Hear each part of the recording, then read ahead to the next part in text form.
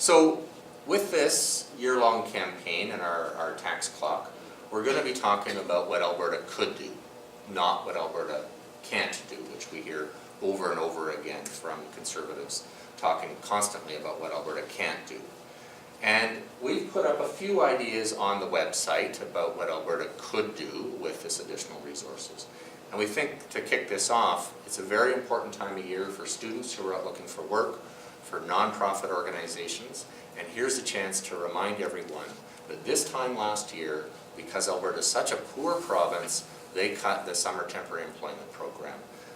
And so here to speak to that is Allan Bolstad.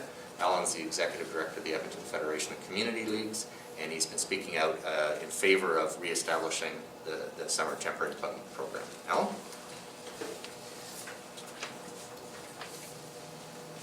Well, thank you very much, Bill, and thank you everybody for coming today. Yes, as Bill was just mentioning, this time last year the province chose to eliminate the Summer Temporary Employment Program, or STEP as it's otherwise known, which was used by many nonprofit groups to hire students to do summer projects, research projects, recreational programs at community leagues and other locations around Edmonton.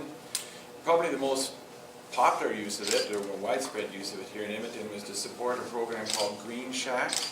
If people are familiar, the green shacks that the city and community leagues have worked together to operate for decades really in Edmonton to provide a summer camp experience for local children in July and August.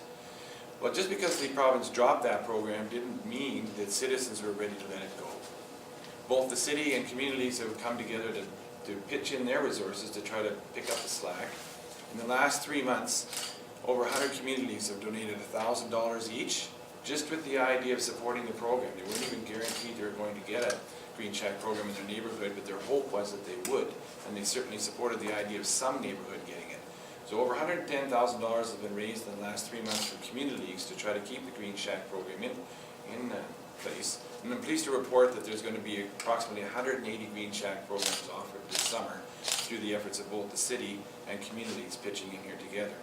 So the point here is that a lot of these programs are valued, and if the province cannot find a way to fund them, then the responsibility falls upon the shoulders of citizens to try to do so.